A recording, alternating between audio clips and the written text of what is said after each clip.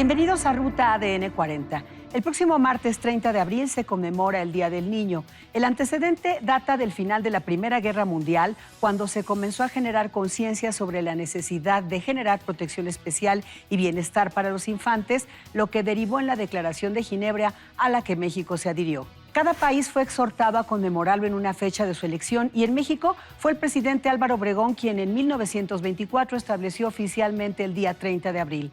A casi un siglo de aquella fecha, nuestro país aún tiene una agenda de desafíos para garantizar los derechos de niñas, niños y adolescentes y su bienestar, ya que, de acuerdo al Coneval, 52% de la población infantil vive en condiciones de pobreza. Desafíos. Temas de educación, ¿no? Tenemos más de 2 millones de niños que no están en la escuela. Temas de embarazo adolescente. Tenemos alrededor del 7% de los embarazos de este país que están haciendo de niñas entre 10 y 17 años, con estados que tienen un porcentaje altísimo. Temas como la armonización legal en relación a la minoría de edad para poder tener matrimonios, ¿no? Asuntos como la impunidad.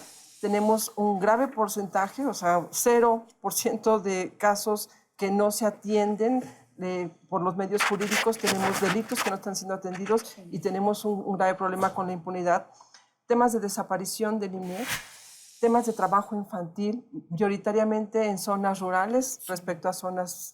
Hay una lista que me puedo quedar aquí un rato. En su informe Los derechos de la infancia y la adolescencia en México, la UNICEF afirma que las niñas, niños y adolescentes se ven afectados por un doble problema de nutrición, el sobrepeso y la obesidad, y por otro lado, por la desnutrición. Mi compromiso es al 100%. Yo entiendo la urgencia que tienen las organizaciones de la sociedad civil, los sistemas mismos, de que se echen a andar lo más pronto posible. Yo por eso decía, el compromiso en la Ciudad de México está, creo que se manifiesta en el momento. Lamentablemente, muchas veces el compromiso de las instituciones, autoridades o poderes lo vemos con el presupuesto, ciertamente. Por eso yo ponía como ejemplo el que por primera vez hemos avanzado en la Ciudad de México y se transversaliza la perspectiva de derechos de la niñez, de las niñas, niños y adolescentes, por primera vez en la historia de la ciudad, en el presupuesto de la Ciudad de México. No es cosa menor,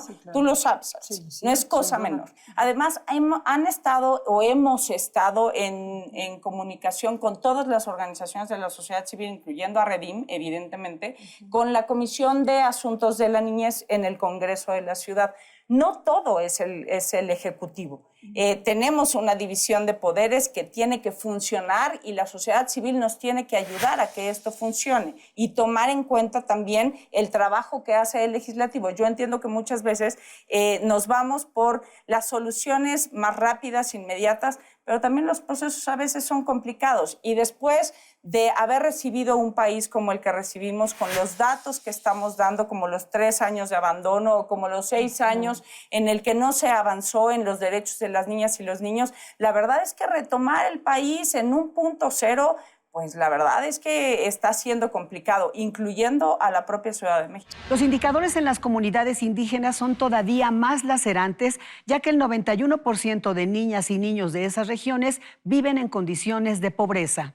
Yo estoy pensando en la infancia indígena. En la infancia indígena, no solamente en las zonas rurales, sino en la infancia indígena migrante que tenemos en la Ciudad de México, y no solo la migración internacional, sino la propia migración interna. Claro. ¿No? Si tenemos pueblos y comunidades indígenas en la Ciudad de México que no están siendo todavía suficientemente atendidos y que pareciera, hasta que no lo veamos directamente establecido en los programas, en los presupuestos, en las acciones, pareciera que sigue siendo invisibilizado. Creo que una de las señales más importantes a nivel nacional para quienes trabajan sobre los temas de las niñas, niños y adolescentes es justamente la ratificación de Ricardo Bucio al frente de CIPINA. Entiendo yo que la calificación y la solicitud de las propias organizaciones de la sociedad civil era esa. Se escuchó a las organizaciones y por eso vino la ratificación.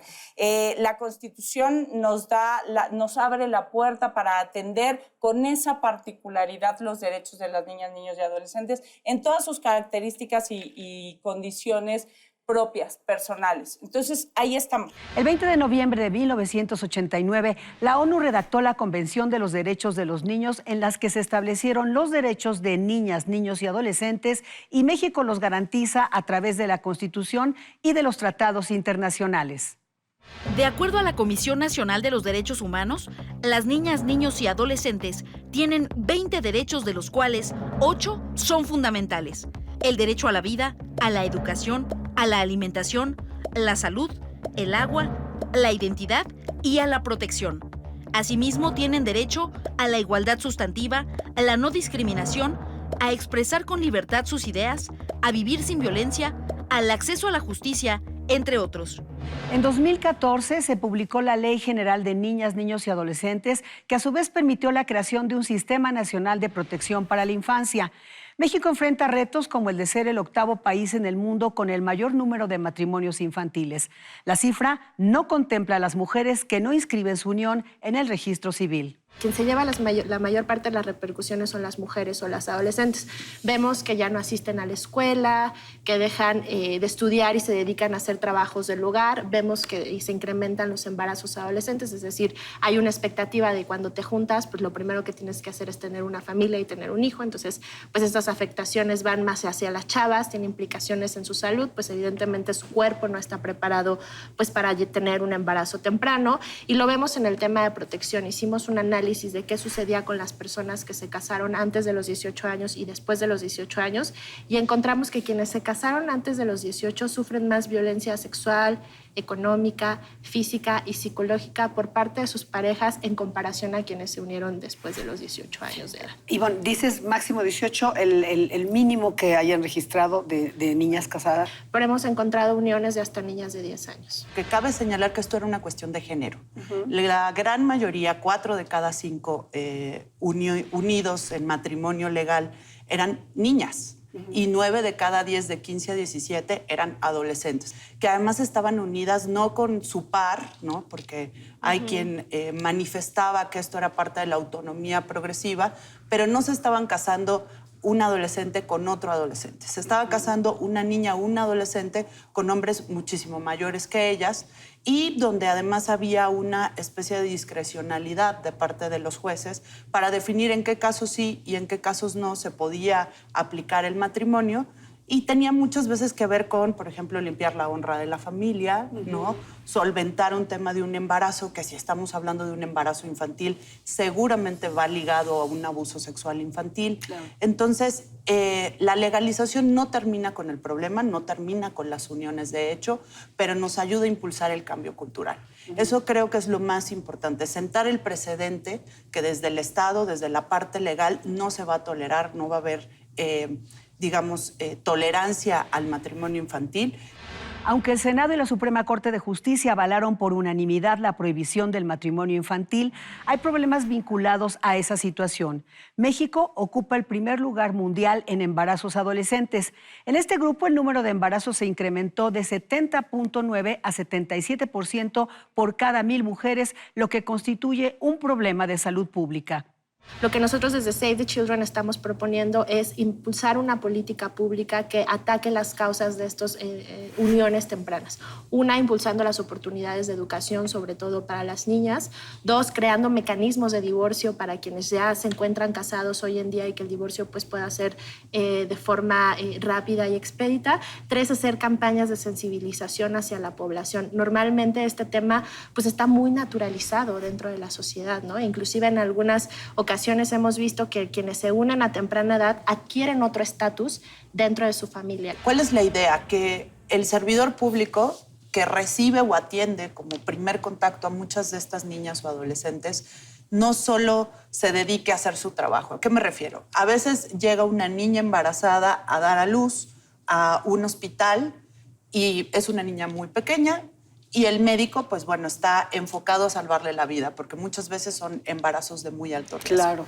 Pero el médico de alguna manera no enciende su alerta y decir, esta edad para estar dando a luz no es normal y puede ser producto de un abuso. Estamos trabajando para que los médicos, por ejemplo, reporten estos casos, para que las escuelas, los maestros, también reporten estos casos y hagan un vínculo con las procuradurías de protección, justamente. Necesitamos activar la red, ¿no? Los sistemas de protección están a nivel nacional, estatal y municipal, ya casi en todos los municipios. 1,800 municipios ya existen sistemas y también procuradurías. Y el punto es cómo hacemos que esta red se active, evidentemente, para la protección de niñas y adolescentes. El Sistema Nacional de Protección de Niñas, Niños y Adolescentes, CIPINA, está presidido por el Ejecutivo Federal, 7 secretarios de Estado, los 32 gobernadores, 8 organizaciones civiles, integrantes del Congreso y de la Comisión Nacional de Derechos Humanos. Para conmemorar el próximo Día del Niño, convocaron a niños y niñas del país a expresar al presidente y a las autoridades sus preocupaciones y acciones para vivir mejor en sus comunidades.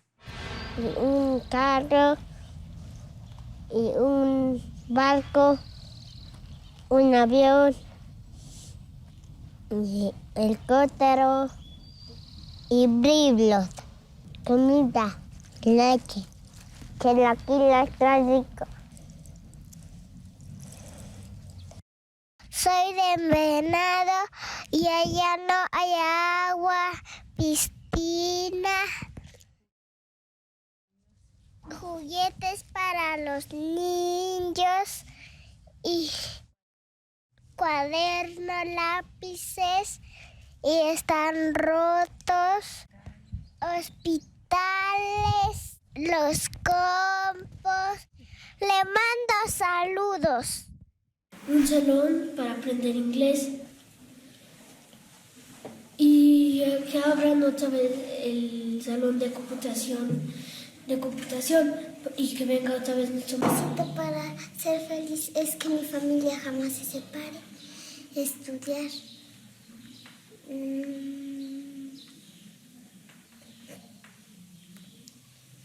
nunca faltar.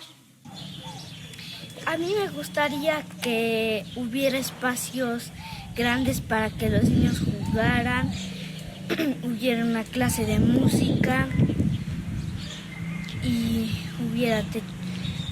hubiera ropa para niños pobres. Que los maestros sean un poco menos estrictos y que no haya violencia. Como vemos, los desafíos son muchos, no solo para la Administración Pública Federal, para el Ejecutivo, el Congreso, sino también para la sociedad y, desde luego, desde las familias. Muchas gracias por acompañarnos en Ruta ADN 40. Feliz Día del Niño.